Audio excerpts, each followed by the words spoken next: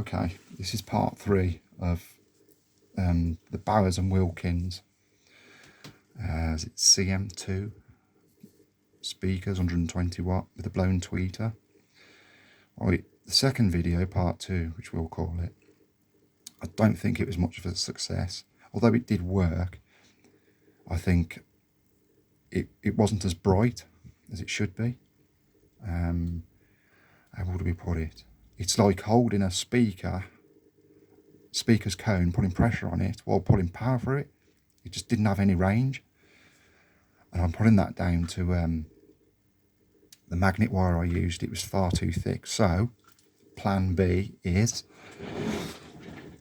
I'm going to attempt to use, wait a minute, it's very, very fine. Oh, I don't know if you can see that, it's that fine. Yeah, I think let's put this light on. Let's see if we can get it. Yeah, can you see it? Just there.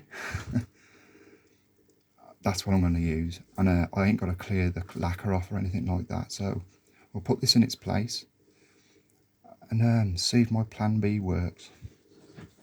Right, I'll still upload the video too though, because it gives you a bit of the process of what I had to go through in order to either succeed or fail. So here we go.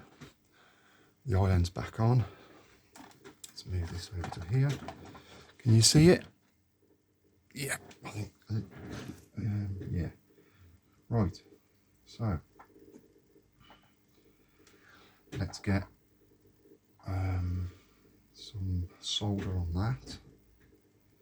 In fact, we'll get, I mean, it's the same process, we just thin a wire. So it's probably still pertinent. The second video is probably pertinent to the process still. Okay, so I'll put that on there. In fact, no, I think I should thread it first actually. Okay, let's lift that. There it is. Poke it down this hole. In fact, I might move. Yeah, let's move that old wire out of the way first. Let's get the test probe. Let's see if we just pull that out. Yeah, there we go. That's out. Okay, let's see if we can't just clean them tracks out where I burnt it before to hold the wire in. Let's see if we can't do it with the tweezers. I'm a bit worried actually. I could just put it on the top, couldn't I? And put a dab of contact on it. Yeah, I'll do that. It'll be simpler. Where did that wire go? Here we go. Oh, come on. This is much finer. Place it through there. No, actually, put it through there. And then, God. Through here to there. I don't know if you can see that. I mean, it is trial and error if you're not well versed, what the process is to begin with. But like I said before, I have nothing to lose. Worst case scenario, I've got to buy a new tweeter for this anyway, if I don't get this repaired. So there's no harm or foul in trying to repair this one. And I think this wire would be much better anyway. Gives it gives the cone a bit more freedom to move in and out, which is what its job is. See the foam around the edge there? And you push the centre, not too hard, and it moves, look. Right, so we've got a bit of a wire going there, haven't we? Yeah, pull it a bit longer. That's it. Now strap that under there. Okay. Well, oh, sugar. Okay, hang on a minute. Bear with me a moment.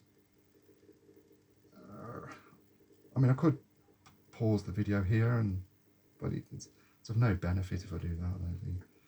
All right, so the wire's on there now. Get a bit of flux. It's still in shot. Just about, I think. There we go. Into shot there. Okay, so there you go. Beauty of this wire is you ain't got to scrape at it to get it clean. It's already done. Right, solder. Clean the tip. Always make sure you clean your tip. That's not a euphemism. Right. Okay. I need the magnifying glass a bit here. In the last video, I had my head in the shot, didn't I? Which wasn't helpful. Here we go. Oh, sugar. Right, we've got enough solder on there, I think. So what I'm going to do is I'm going to get the tweezers, hold it down, as if it'll let me. There we go. Positive. Well, yes. Here we go. I think that'll do. It's on there. Flip it over. Ooh, see my hand shaking. Jesus. Right. So there's your wire. Can you see it? Can I zoom in some more or not? Let's try. Ooh, ooh, ooh. Yeah, I don't know if you can see that. What if I can do that? You can just about see that wire there, can't you? Oh man. Here. See it? Where the soldering tip is? Okay. Unfortunately, however, I've got to rotate it so I can see it. There we go. Oh, sugar. Too heavy handed sometimes, which is not ideal when you're doing tweezers or anything delicate. Let's just move it into position first, I think. Okay. So we got rid of that nasty, some more flux. Where is it? Still in shot? Yeah, good. Okay, we've got that now. I'm not worried about the ferro liquid at the minute. I'm not going to put that much power through it to begin with. Like I said, I've got some, yeah, where is it? I did have some. I was going to show it to you. Where's it gone? Oh, somewhere. Oh, here it is. This is audio grade. Can you see that or not? Audio grade ferro liquid. Very expensive. But that's what I'll be using. Don't use the scientific stuff. What the uses to play around with and experiment with. That's not the stuff to use. You use the proper audio grade ferro liquid. Okay. You put a couple of drops, 1, 2, 3, and it will follow itself round. So don't put too much in, because all it'll do, the coil will float on the top of it and it won't go in. So about three dots, drips. And you've got a nice little fine tip to put it in with to apply it. Don't get it all over your skin because it stains and it doesn't taste very nice. Anyway, that's the end of that. Let's get some flux now. Okay. I had to do it to my jammers. I had to replace the tweeter coils. They obviously had a hard life, and I've just restored those. That was easier to do that, to replace the coil, than it was to actually fix one, because on that instance the coil had burnt out and you could see all black around it even after you cleared the ferro liquid off. And somewhere I've got a bit of noses.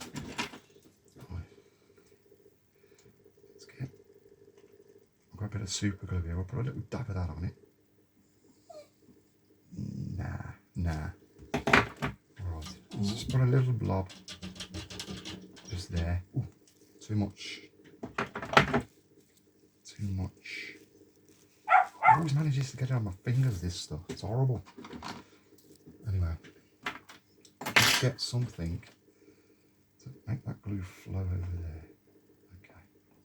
Like I said, this is not the ideal stuff. Don't get it on the phone, for God's sake. Have we got a tip?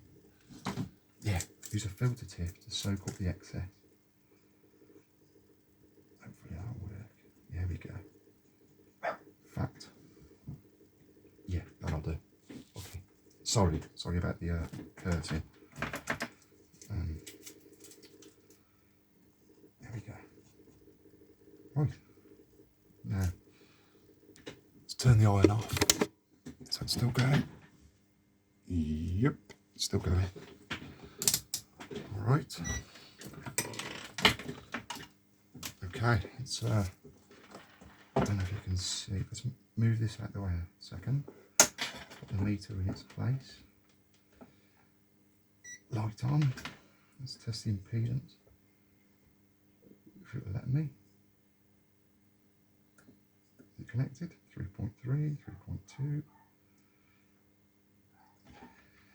Yeah, it is a little low, I think that is. We'll have to see about that, won't we? Okay. Let's move it back. It's a bit low. But it was working. I'm thinking,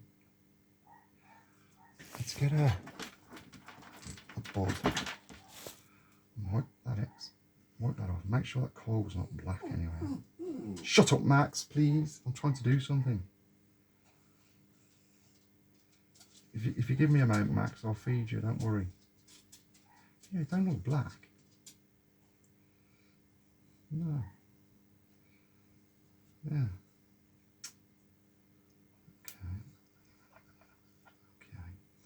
Again, that excess. No, it doesn't look black. There you go. Let's try that anyway. Let's assemble this. Right. Put the gasket back on. We'll keep them that way round. Yeah. Okay.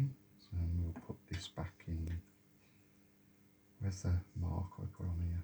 I put 2 marks there, like I said in the last video, so I knows exactly which orientation it goes.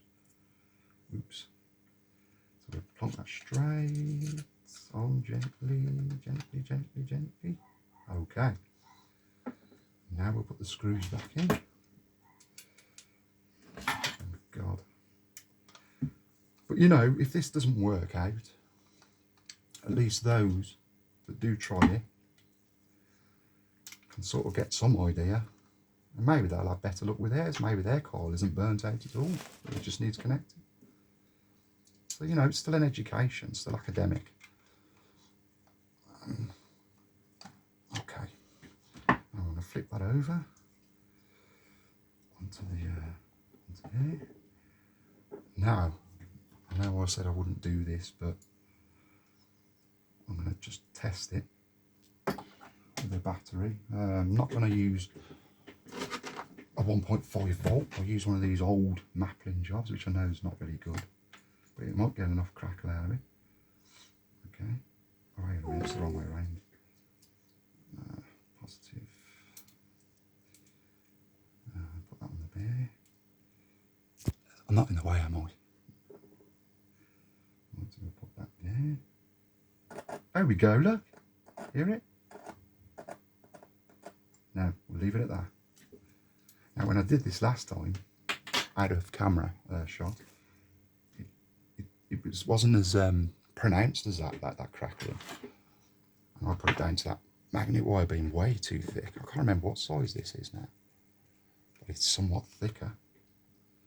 If you compare it, I don't know if you can see that.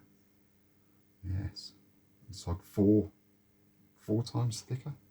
I can't remember what gauge this was.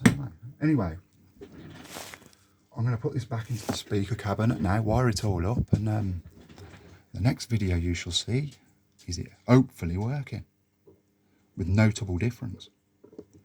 Right. There you go. There we go. I've wired it in temporarily. Hang on a minute. That zoom off. There we go. Right, I've wired it up preliminarily, put it together. As you can see, the shroud's missing and all that, so it's not another speaker. Right, you ready? Let's see what we get. Oh yeah, it sounds like it's working. Oh, it sounds nice and bright actually. I don't know if you can tell. Oh yeah, definitely. Is there any way I can... hold on a second. Right, just quickly, I've put on a tweeter test. I'm not sure if this is music I should be playing on YouTube, but I'll give you about 5 seconds of it. Let's have a look. Let's have a test. Okay, are you ready?